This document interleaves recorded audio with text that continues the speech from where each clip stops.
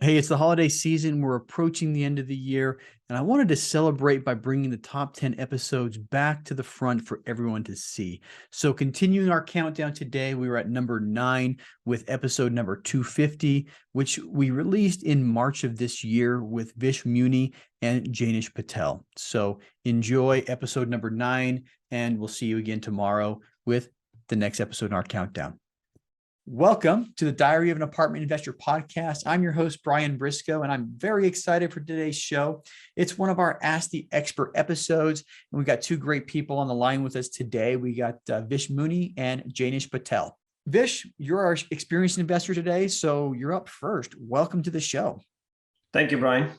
All right, great having you, and it's been great getting to know you over the last couple of weeks. So I'm excited to hear a little bit more about your story. All right, thank you, Brian. Yeah, so I've been an IT guy for about 15 years, and that is how I started. And back up a little bit, I came to United States in year 2000, and like anyone else, I also joined the bandwagon and came here to take over the fear of Y2K. Everyone had a fear, the worldwide fear, and I was in technology for 15 years before I transitioned to real estate.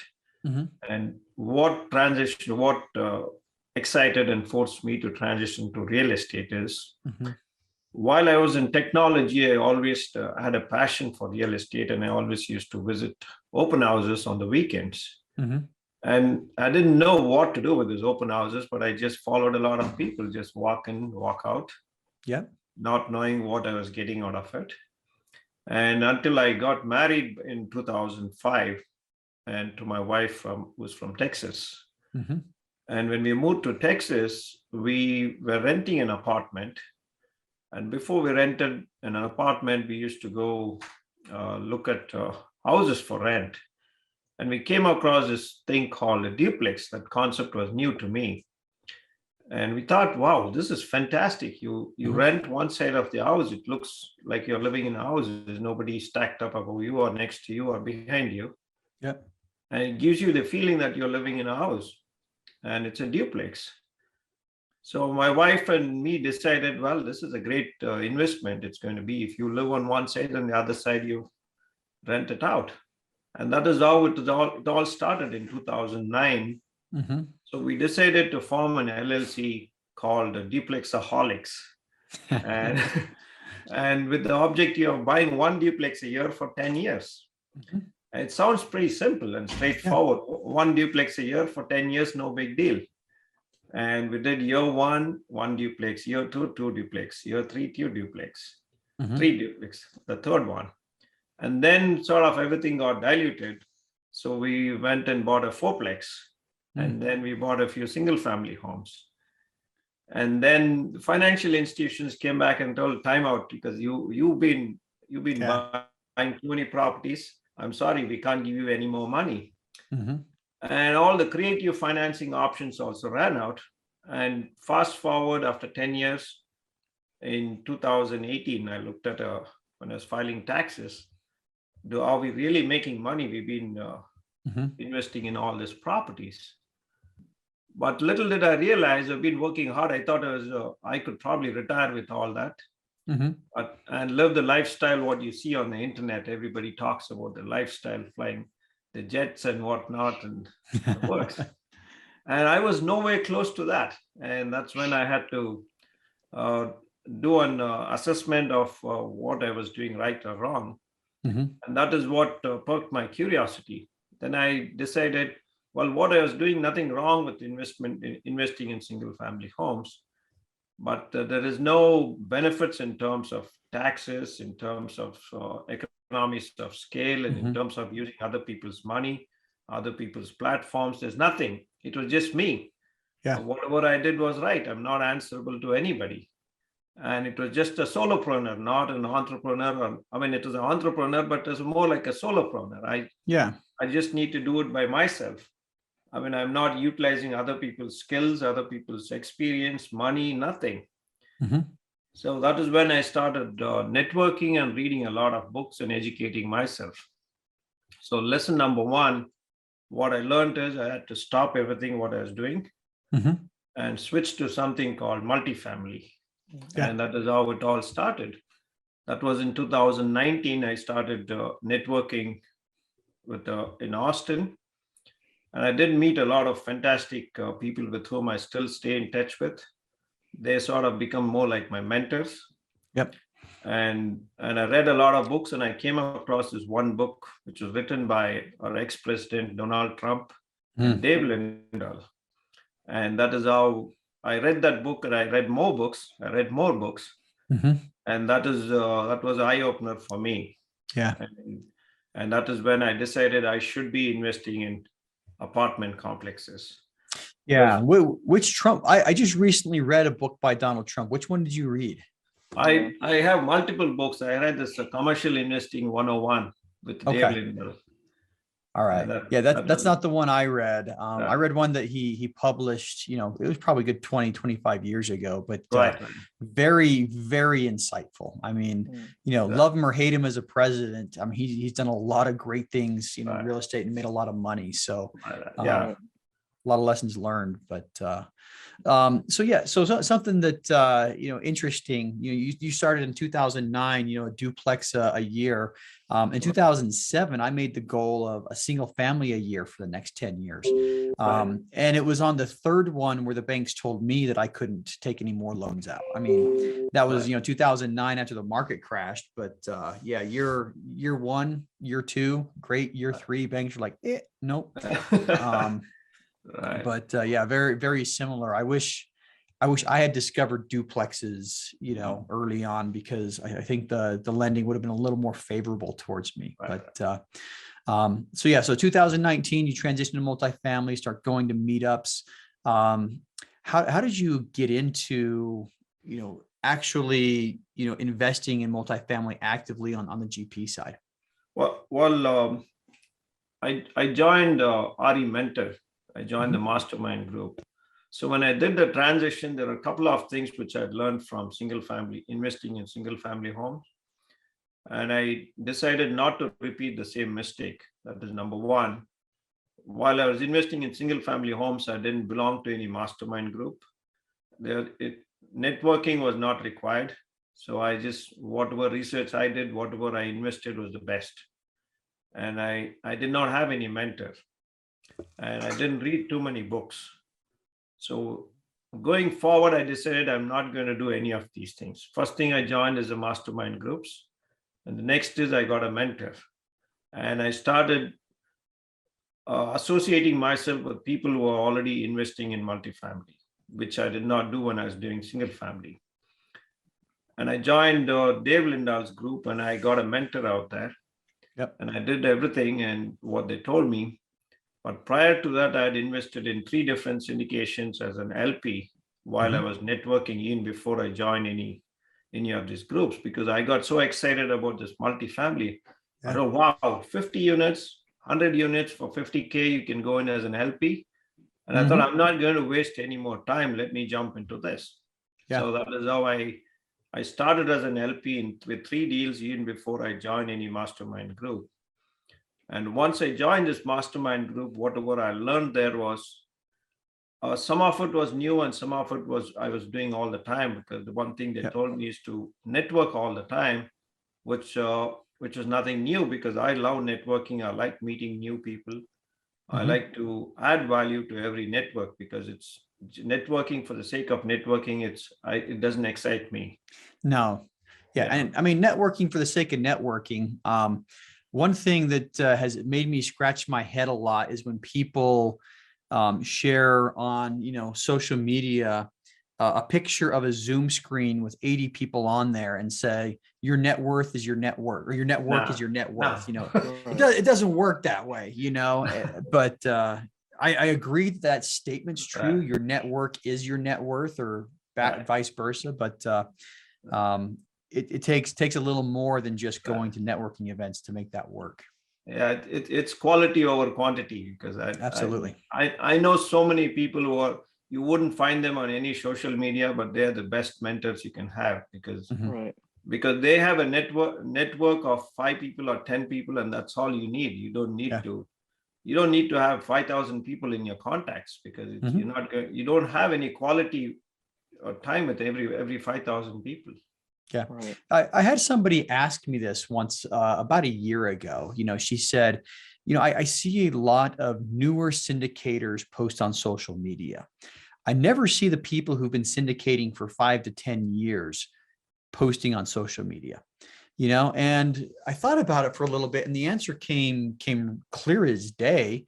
It was, well, the people who've been doing this for 5 or 10 years have already established relationships with enough investors that they don't have to go out and reach it out. I mean, it ends up being, a relationship thing, but I think a lot of people up front, and I advocate this, it's what I did. A lot of people up front start, social media campaigns to find and create these relationships, but it's really, the deeper down relationships that you're striving to build. So anyway, my 2 cents on the subject.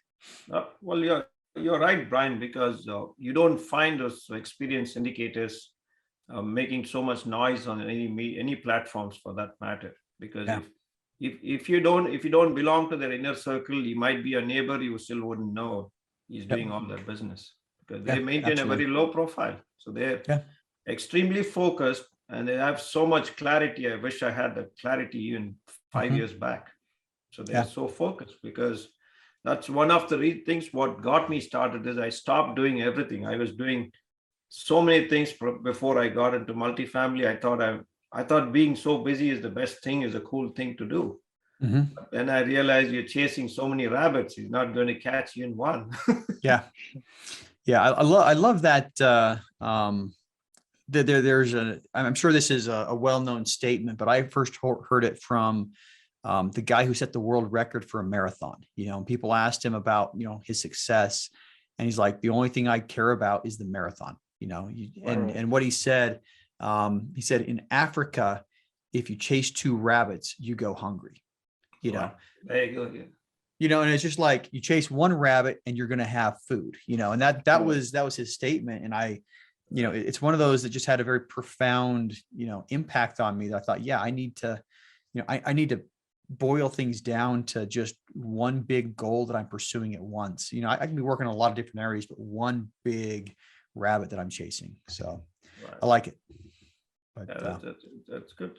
And then what I realized is it's along the coast, there are a couple of things which holds good no matter what I do, and it adds more value in multifamily to have more clarity, because there are so many moving parts. I can't say that I'm going to syndicate the deal all by myself. I don't need anybody. No. Even if I know everything to do, but it's impossible to do all by myself. Yeah. And I still need to delegate it to somebody else, because I'll not be able to do everything. So I primarily, all my business and all whatever has happened in my life all till date has been through relationships. So I pay extreme importance to what kind of relationships and where I spend my most time with. Yeah, I agree. I mean, relationships are absolutely key. So, well, let's talk about one of the deals that you've been involved in. Can you tell us a little bit about, one of the properties, and we'll go from there. Well, my first deal was, so far I've invested in 8 different syndications, 4 as an LP and 4 as a GP. And all my GP deals I did in 2021. And 2021 was an extremely busy year for me. I did not get on any podcast because I was super focused. And that is how I was able to get all these 4 deals. And how did I get onto these 4 deals is the next most interesting and exciting part, which I love to share. Now, if you go to a restaurant to eat, just because you show up there and just because you're willing to pay, nobody knows what you want to eat unless you tell them. You got to be very clear. So I figured out when I network, when I meet with people, you're given 5 minutes time or 3 minutes time to tell people what are you looking for. Yeah. So if you don't tell them, it's another business card. They'll take your card and just going to throw it away because they don't know what you want exactly. So that is number one, because I was able to communicate with all the people whom I met. What is it I'm looking for in a deal? And when the timing was right, when they found the deal, they contacted me, telling, listen, we have a deal. Would you like to raise capital for this? So how did they know I would like to raise capital? Because I had told them, this is my limitations. I've never done a deal, but I've been a GP on 4 different deals, but I can bring in my net worth. I can add some experience, real estate experience, and I love selling. I mean, I wouldn't say selling, I would say is educating people. Yeah. And you educate people enough and you show them the benefits and inspire them to take action. And anybody would buy anything, anybody would pay for anything. Yeah. Because it's not selling anymore. You're just educating people. You're just showing them the benefits. And that is how people, when they found the right deal, they approached me. They asked me, would you be interested in raising capital for this deal? These are the terms. And being transparent and being upfront with them, so set your expectations right. Yeah. And that is how I was able to get on my first deal, which was a 232 unit deal in Houston. Wow. We were supposed to have closed in 2020 October, November. But because of Thanksgiving and Christmas, it got pushed to Jan. Yep. And then Jan was the first month, so it got pushed to Feb, and Feb snowstorm happened in Houston. And whatever the projections we had made during the investor webinar, and nothing held up because a snowstorm changed everything, because 2 buildings collapsed. There's a water break, and insurance claim kicked in, and the closing got pushed up. So we finally closed in April of 2021. Wow. It's like a marathon right there. Right. Never ending. So that was the first deal. There was a lot of experience, a lot of learning which happened. That was an off-market deal. We got it between 80 and 90K a door, and you don't get that anymore. In Houston, you don't get that anymore. You don't get that anymore. And that property is performing really well now, right now. But we were off to a rough start and a bad start, but it was all worth it. It was a lot of learning experience. Yeah. I had great sponsors of that, great mentors, and I still communicate and talk to them every now and then. Nice. Yeah, I think you gave a priceless tip there. When you're networking, when you're meeting people, tell them what you're interested in. Right. I think that's absolutely crucial. I love the analogy, the restaurant analogy. They don't know what you want to eat until you tell them. It's the same thing when you're at networking events. And I just realized I spent last weekend, at the Best Ever conference in Denver, and I'm wondering how many people don't know what I wanted, don't know what I was interested in and what I was looking for, because I didn't tell them. I try to go in laser focused, but I think a lot of times, I think that's priceless. So, well, that said, something I'd like to ask everybody is about their why or their motivation. So I know you touched a little bit on it earlier on, but what is your big burning why? My big burning why is, number one, is my family. I have a 13-year-old daughter and a wife. I have a very extremely supportive wife who's a full-time doctor at the VA. And she was born and raised in Texas, and she's more Texan than me. And so what is the big deal about my family? It's basically all my family is in India. The only family I have out here is my wife and my daughter. So that's the only family I have, and there are some things which you can't replace, or you can't buy, or you can't borrow. So when I have this family, that is my why, day in and out, every day. And the rest of the family is there in India, but I can't get to see them. I can't get to spend time with them. Even though you could do everything virtually, but there's these things that you'll have to be physically present. Yeah. And that is my why. And then at the same time, and that was one of the reasons why I had to switch to full-time being a multifamily investor. So whatever little time I have to spend with my daughter, I could be there for her. She needs me. Yeah, it makes a lot of difference. I mean, I started out, investing in multifamily with a full-time W-2. Sometimes it was a more than full-time W-2, it felt like, but Right. it's nice to have the flexibility. It's nice to be able Right. to, my kids are out of school on Friday, and of course I have a networking event that I run every Friday, but as soon as that's over, I mean, we're headed to the hills. So Right. um, it's nice to be able to have that flexibility. So well, that said, Vish, what's next for you? Well, I want to educate people on what I do. I'm always there when I network. I ask people, how can I help you? How can I add value?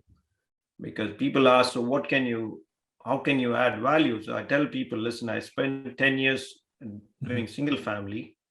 My background is IT, and mhm. I'm a Texas realtor, and I have 8 different syndications experience.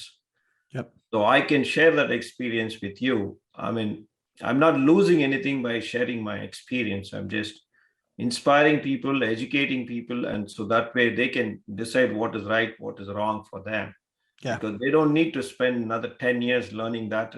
At 10 years of time and money is lost. That is extremely important. Yeah. Hmm. So I want to be a good educator, and I want to Mhm. give my education for free, because if people say, well, that is your 10-year effort, why are you giving it away for free? I said, no, because that might make a big difference for a lot of people, because when they learn this is what it is, because people don't add value when it is for free, but it is up to them how they look at it. Yeah. It's my responsibility to educate people and add value to every person I meet. Yeah. Yeah. Very, very much a give back mentality. I love it.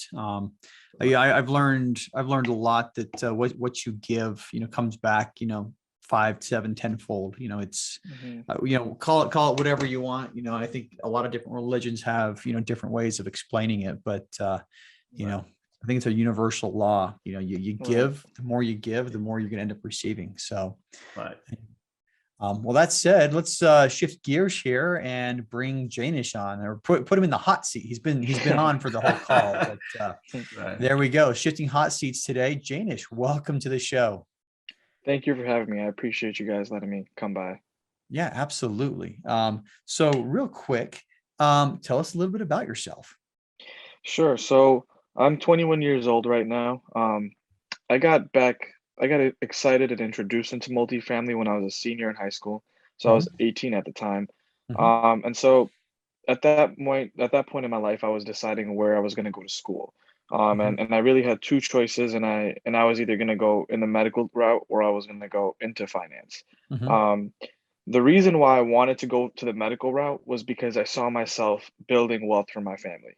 And Yeah. there was a school right next, there was a hospital, Lutheran General Hospital, right next to my high school, and it was Hmm. the top three trauma center. Yeah. So I was able to shadow, there was a class I took senior year called healthcare careers, and I was able to shadow the professionals that I was going to manifest to become.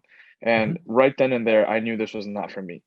I was going Yeah. into it with the wrong intentions, and I knew that. And I thought, I did have some interest to it. I watched Grey's Anatomy. I did like it, but yeah, but I didn't feel like this is where I belonged, right? Yeah. And I didn't, because all throughout my high school career, I was in business classes, and Hmm. during entrepreneurship, I was just an outspoken, and I was known in the business community at school. Hmm. I was always selling stuff. I was just always making money.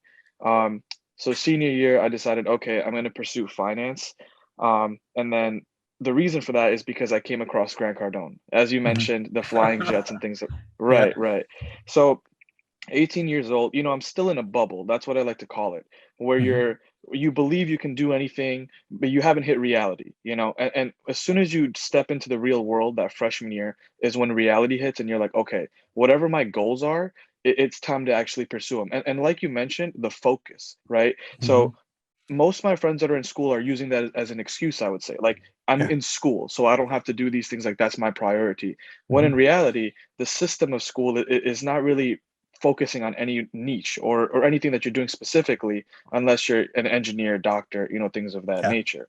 So right now, even to this day, school has really been holding me back. But um, I was very naive at the time, and I was like, I understood the concept. Hmm. Educating, like you said, is the biggest thing, and I was able to, from the first level of shelling just Grant Cardone never mentions the word syndication in any of his podcasts. Yeah. So I just had this notion of, I'm going to buy this apartment building. This is what it can do. And I'm a very rational person. So I was like, if I was raising equity, I have to make sure that the market and then the stability was always going to be there. And what I Yeah. really liked about multifamily, even before I knew anything, was that there's underwriting.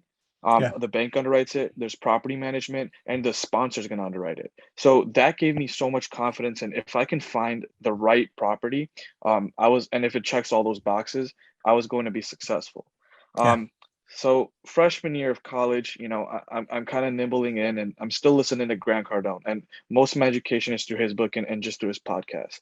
And then I really realized we're like, okay, so I was getting to the point where I wasn't learning much new stuff from the podcast I was listening to. So Mhm. then I discovered Michael Blanc. And then Michael Blanc was the first person that started using higher vocab, started using specific details. Mhm. He mentioned prepayment penalties and things like that. And these are things that I'm clueless about. I have no idea about all these things. SEC attorneys, PPM, Reg A, Reg D, all that stuff. And I was just very overwhelmed. And that point, I remember I was at work, I was listening to the podcast. I made a decision. I thought to myself, this is reality. I'm not in a Mhm. bubble anymore where I'm going to have to like, oh, I'll just do this, do this. It's like, if I'm going to do this, I have to start now.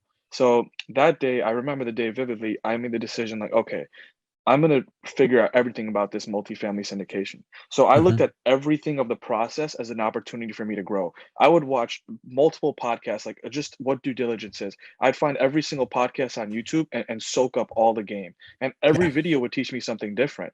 So I was just educating myself from the freshman year of high school, of college to sophomore year. So about 2 years of education, read Joe Fairless's book, read Michael Blanc's book, just really understanding. And podcast really helps substantially because it Mhm. allows you to understand how people talk, you know? Yeah. And that's what's really benefited me in my networking and just being able to be taken seriously. Mhm. So fast forward, COVID hit, which really accelerated my real estate syndication Yeah. journey. That's when I was like, okay, I have all this extra time. I'm not commuting. I go to DePaul right now. I'm not commuting. I'm not wasting Yep. time. I'm able to really lock in with real estate. And I knew a lot. I was at the point where every podcast I would watch, I wouldn't learn anything new. It would just be a very small detail that I would pick up on. And it did help. So I was like, okay, now I have to start accelerating this beast and move forward and start raising capital, things of that nature. Mhm. So I put together a little presentation, and it was more so just education. I believe it's really about who knows you, because Yeah. let's say Right. you're the CEO of a company, and and someone I know is going to be in IT, and he's kind of half, and I don't really feel confident in his abilities. And there's another person, and you're willing to vouch for him. Both those people, but it's about who knows you, like who Mhm. looks at you when it comes to real estate. So my whole goal was, I want everyone to associate real estate and syndication with me. So every single investor I presented to, first it was just friends and family, and they were able to see like how much conviction I speak with, how much confidence I have, and I made sure before I was presenting to investors that I would have any possible question that an Mhm. investor would ask ready to go. Like I couldn't stutter. I wanted to make sure that I really knew what I was talking about. Yeah. So I raised some money, and then I came across a problem. I didn't have a sponsor. I didn't have experience. I didn't know all the other things that I needed, right? I didn't have those boxes checked. So I'm a firm believer in everything happens for a reason. I came across an investor that invested in a couple syndications. Mhm. So he was like just looking at me in hindsight, kind of just like, this kid is young, he's gonna do it. It's just a matter of he needs a lot of things to really push this engine through. So Mhm. he connected me over three syndicators in this area. I'm in Chicago, so around Yep. this area, two were out of state, and then one was in Chicago. So I was able to connect with him. He put me in connection with the CEO of the company, and I had an internship that summer. So I Oh, was able nice. to see, yeah, it was great. It helped me so much because I was able to see how property management works, how leasing works, how the overview of like the underwriting and how to check in with these systems, investor calls, property management calls. His property management team was vertically integrated. So I was able to just see how the whole company ran. And that really, really, really helped me because I was able to see as an investor, I would see things like this. I would listen to a podcast and be like, and I would hear something like, "Oh, you find a property that's doing 70% expenses, property manager will bring that down to the Yeah. reasonable amount." And I never understood, what does that mean? Like, what are they doing? Yeah. And then I was able to see, like, oh, they're gonna go check in, make sure there's no water leaking in the common area, like just upkeep of the property. And with property management, it converts straight to leasing. I was able to see, oh, how are they getting leads through Show Mojo? I knew the Appfolio. I knew how everything worked, and Yeah. I'm happy that happened because I was able to really see how everything works top to bottom, and have more confidence going in Yeah. investing and raising capital. So yeah, so I basically came across a point where I had experience, and I was able Mhm. to leverage that and leverage that mentor, and I was Mhm. able to raise equity. The only thing I lacked was a sponsor. So Mhm. I went ahead, I started networking more and more, and I found a sponsor off of Dan Hartford's podcast, Mhm. Multifamily Investor Nation. Yep. And they're actually in Evanston, not too far away. Two brothers. One of them is younger. His name is Eric, Mhm. and he's been phenomenal. He's been a huge mentor of mine, helping me throughout this whole process, and he's sponsoring the loan for a deal that I have. So long Nice. story short, yeah. So long story short, right now I'm looking for my first deal. We recently found a deal that we really liked in DeKalb, um, Mhm. and we needed to raise money for the deal. Right now, I'm short on equity, so we didn't pursue it. But I'm just actively searching for deals, and that's where I'm at right now. Awesome. Yeah, you've done a whole lot for somebody your age, and like I said before we started recording, I wish I was in your position. I wish I was Right, right, that smart when I was your age. But and for people right. No, I listening, don't. he's 21, so absolutely amazing. But that said, Janice, we got Vish on the line. What do you want to ask him today? Yeah, so these might be very niche questions, but the thing that I come across most often when I'm looking at deals, when I'm analyzing deals, I come across two issues. Um, One thing is that when I'm looking at deals, I'm looking at T12s, I'm looking at the rent roll. What I notice usually is that I come across issues where properties are in the 30 to 40% range in expenses, and some that are way above in the 60 to Mhm. 70% range. And in my underwriting, I know it's different per market, but I'll ask the broker, they'll tell me one thing. I don't really trust the broker, and because he wants to sell the property. I'll talk to property management, and they just need to see the property, understand it more. So just when you're underwriting in hindsight, Mhm. what's a conservative tool that you use that in both cases where you're able to feel confident in your underwriting, and feel confident moving forward with the deal? Well, most of the time, Jaynish, but since you have a lot of experience for being a 21 I don't Mhm. think kid, and so. at least you have a lot of clarity in what you're doing, and you're educating Right. yourself. That's a great thing. But what I do is, whatever the financials, what you get from the broker, I would say trust but verify in Mhm. 90% of the case, because most of the financials what you get are sent to you for a reason, and some of them are partly true, some of them Mhm. are just they're just getting ready to be for the property to be sold. Mm, But I'm in the similar situation like you, because we don't know how much of it is right. But right. when you're underwriting, you just I also use Michael Blank's and I use that too. Dave Yeah. Lindel's template. So the rule of thumb, you just take that one. That is one thing I Mhm. do. Use a rule of thumb, and then every tenant is different.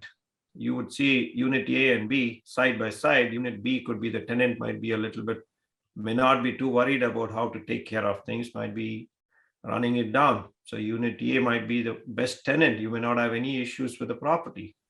So that way, it all depends up to tenant, and why one unit is more, its Mhm. maintenance is high, another one is less. I see. So what I do is, most of the time when I underwrite a deal, I try to visit the property myself, or if I identify someone who's boots on the ground, just tell them to make a trip. Because Yeah.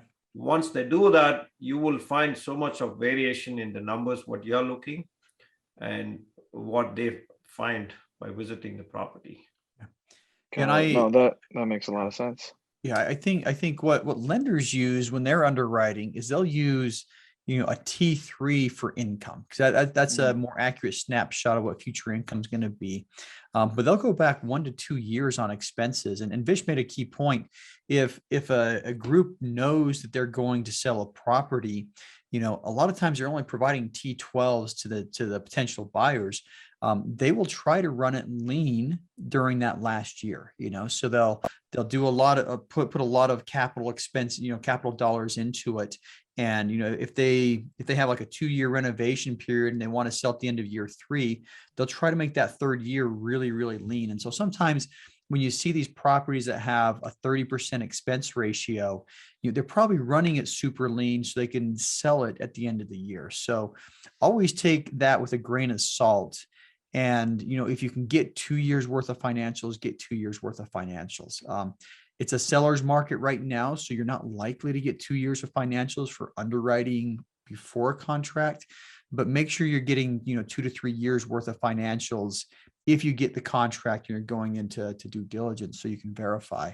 And then, property management, they're absolutely key at helping with that one, and do what you can do to get them out to the property. If I'm starting a new relationship with a property manager, I'll always offer to pay. I'll pay you hourly. Just tell me what your hourly rate is, and can you go out to the property and can you, take care of it for me? That's another thing that I was going to mention is that, so clearly, property management is going to really help define how true your pro forma and your business plan is. The thing that I was wondering is, so every single time that I go on tour with the property management company, I noticed that, you know, I've only done it once because they were vertically integrated, but what I noticed is whenever a lot of times I reach out, like for example, for this DeKalb deal, I'll reach out to somebody and, I'll reach out to the property manager, like, hey, can we get a pro forma for this? And they're really unable to create a pro forma unless they're able to tour the property. So what I'll do is I'll just have them confirm the rents that I want or the expense given what they know in the market. That's one thing that I wanted to clarify was how do you know that? How do you build that relationship with property management where they're able to really verify your pro forma before even submitting LOI? That's kind of like the process of when you tour a property with property management. That's also something I wanted to know. Is it post LOI? Is it pre LOI? Just kind of things of that nature in terms of acquisition. So Jaynish, to answer your question, the property manager is not obligated to give you any information unless you have a very good relationship with them. Okay. Because what you need to do is you need to work with your broker, have a good relationship with the broker, and you got to tell him what is holding you back and what is concerning you. Okay. Got it. Because it is in the broker's interest for him to close the deal. That is his first thing. Right. And the next motivation for him is he wants to see, are you in a situation to close the deal or you're just wasting his time? Because if he feels that you're wasting his time, you may not even answer your phone calls. You may not even reply to your emails. So you need, from the day one, you need to give him that confidence. It is not just me. My team has closed probably 200 deals, or probably our team's assets under management is over 400 million. So once he knows that, he knows it is not just you. You have a solid team which is going to close the deal. And you need to figure out what is his motivation to work with you. And once he knows that, he's going to get you whatever numbers you want, because he's working with the property manager and the seller. So for the seller to sell the deal, he has to give what the broker wants it.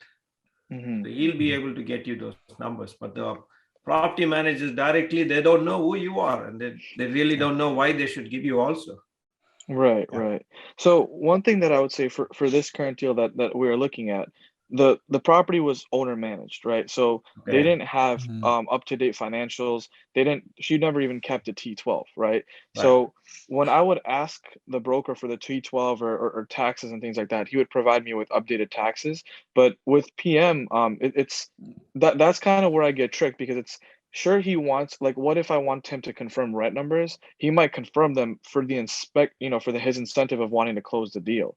So like for things like taxes and the T12, like just getting stuff that that's all good. But when I need to really confirm stuff, I feel like there's bias there, because he wants it for both sides. It doesn't matter to him if I close the deal or not, if I achieve the rents or not, Yeah. Well, what you need to do is you need to do the rent audit as part of your due diligence. Okay. And verify all the deposits. And and that is the only way you'll have to do it. You can probably in the LOI itself, you can put a condition stating that this information is missing, but on the PSA, you're going to verify these. Okay, Right. I gotcha. Yeah.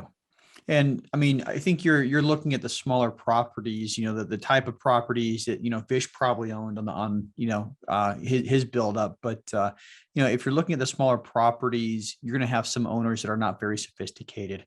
And unfortunately on those, you're not going to get a clear picture of what's happened over the last year or two. Okay. So that's where it's really important that you understand, what the average expenses are in a market and what the rents are in a market, so you can fill in the blanks. And that really to get there, you just have to underwrite a whole bunch of properties. You have to talk with a lot of people, and property managers in a lot of ways are like brokers. They're not going to give you a lot of their time unless they know it's going to give them a paycheck, and that's one of the toughest nuts to crack up front is getting property managers to help you out. Now, I've got the advantage of having 650 units, that I'm a GP on.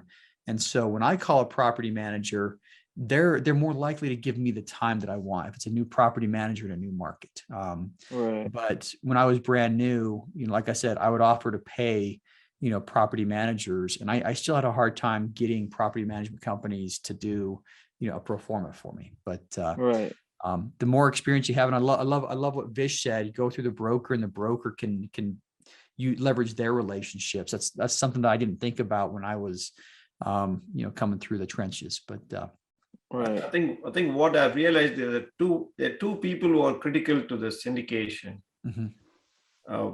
I mean, it's all a relationship based, but in terms of priorities and in terms of who are the key people, property managers are the key people. I mean, they're the ones who know what is happening at the ground level, at the ground zero, because they will tell you whether this property is maintained well or cash flowing or non-cash flowing, what do they have in the closets and everything. So property managers. And the next is get to know the brokers, broker relations.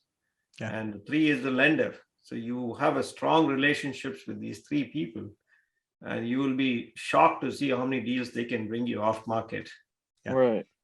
Yeah, that's one thing that I noticed with this deal. So for this deal, there was the same broker that brought it to us.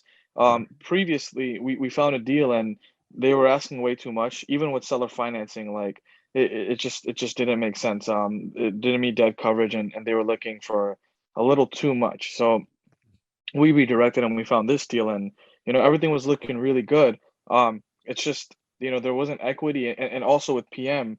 That was an issue, because one of the property managers told me in that area, like, hey, we would pass on this because of how it was, how it was maintained. Like they base it off the Google reviews, and that was alarming to me. So we decided to take a step back, especially given the fact that property management didn't want to manage the property, Yeah, that might be a red flag if a property manager doesn't want to manage it. But we are about out of time now, so I'd love to continue the conversation, but we need to wrap things up. So one question for each of you to do that, wrap it up. Vish, you get to go first. How can listeners learn more about you? Well, they can connect with me on LinkedIn. That is the easiest way. So that way, most of my information out there is updated. And they could look up for a Vish, a V-I-S-H, and my last name is Muni, M-U-N-I. Or else my phone number, they can call me or text me, which is 254-444-7300. All right. And we'll have that in the show notes for a link to your LinkedIn page and the phone number in the show notes. If anybody is listening to this, wants to connect with Vish, definitely do it. And Jaynish, same question for you. How can listeners learn more about you? Same here. You can look me up on my LinkedIn. My name, Jaynish, last name Patel. Or you could reach out to me via text or phone call. That's probably the best way to reach me at 773-936-1913. All right. Sounds great. And once again, same thing, interested in in connecting with Jaynish, hit the show notes and connect with them. That said, thank you to both of you for coming on the show today. Very much appreciate your time. And it was a lot of fun talking with you today. Oh, thank you, I Brian. appreciate you having us. Hey, if you like that episode, make sure you hit that subscribe button. But more importantly, if you haven't joined our multifamily educational community, the Tribe of Titans yet, you are missing out. So get yourself 30 days free by clicking the link below in the description, or go to thetribeoftitans.info, and we'll see you there.